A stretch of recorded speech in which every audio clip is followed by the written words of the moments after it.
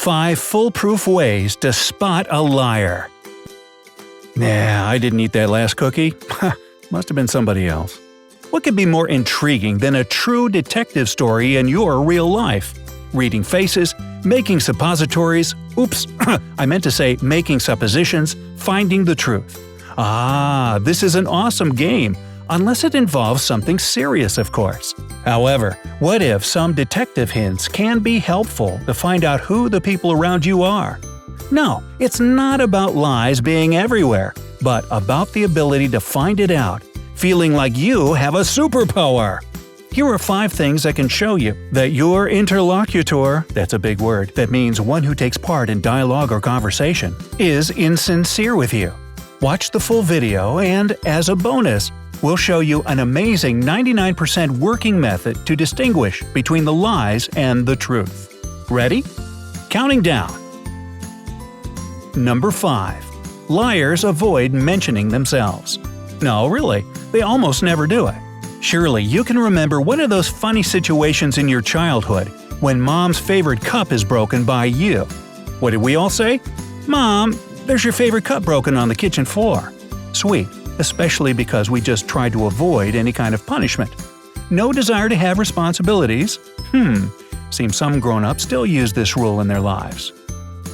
The truth about the cup should sound the following way. "Mommy, I have accidentally broken your favorite cup. I'm sorry." The pattern of behavior works for all people. Just try to note if the person under question wants to put the responsibility for something on the powers of nature or other abstract objects. "Hey Mom, a bear came right into the kitchen and broke your cup. Oh, you should have seen it." Number 4. A liar's speech attitude is negative.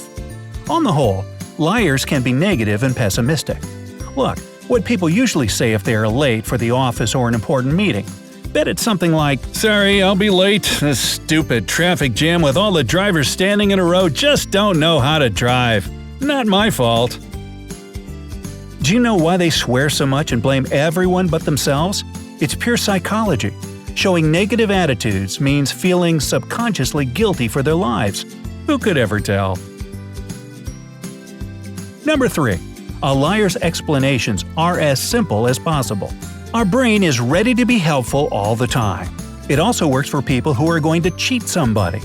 The thing is that liars typically explain everything in simple terms because their brain refuses to think of a complicated lie. Judgments or evaluations are complicated things that are difficult to calculate. A good example is an exam failure. We usually know that the test is bad because we're just not ready enough.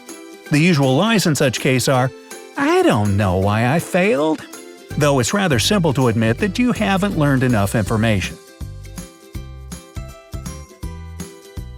Number 2.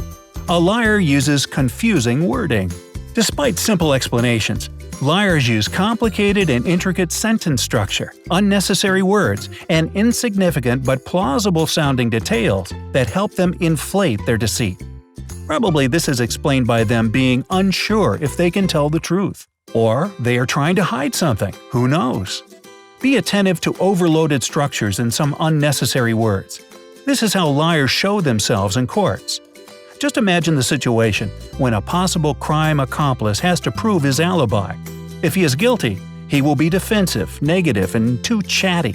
If he is not, he will tell you a story of spending his free time with his wife and a small dog with great pleasure. Your usual interlocutors, there's that word again, will behave the same way. Just check it. And number 1. Liars use too many details in a simple story. Ask yourself to tell aloud the story of your last shopping. We are sure it will look like, "I went to the grocery store, bought everything I needed. Then I went home and watched my favorite TV show till midnight." See, no excessive details. The same simple situation with a liar will be different. Surely he went out of the apartment, then he met his neighbor Jim, and they were talking about exactly 5 minutes. Then he looked at the other side of the road and saw a sky blue truck. Someone must have been moving out. At the grocery in the next block, he bought 2 packets of popcorn and a bag of potatoes. On his way back, he stopped to smoke for 3 minutes, yes, he timed it, and while smoking, he saw a small funny neighbor's girl named Gina. At home, he was cooking for 2 hours, then he had dinner, then he went to bed, and he fell asleep. A liar thinks that details make the story true to life, which is wrong. We do not memorize our automatic habitual actions. There is a hint for this point.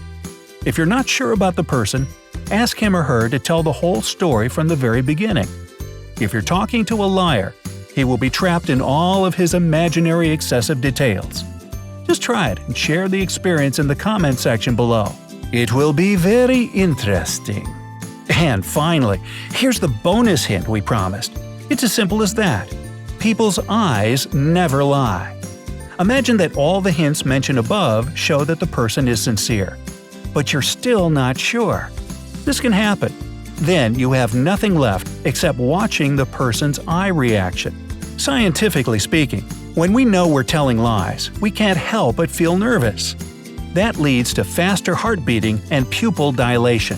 All you need is to ask the question you want answered and watch the interlocutor, there's that word again, strictly in the eyes when he answers. You'll see everything you want.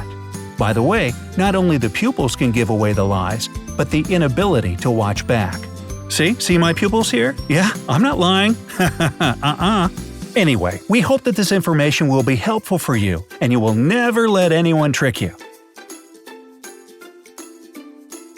Share your thoughts in the comments below the video and hit the like button. Don't forget to click subscribe to join us on the bright side of life.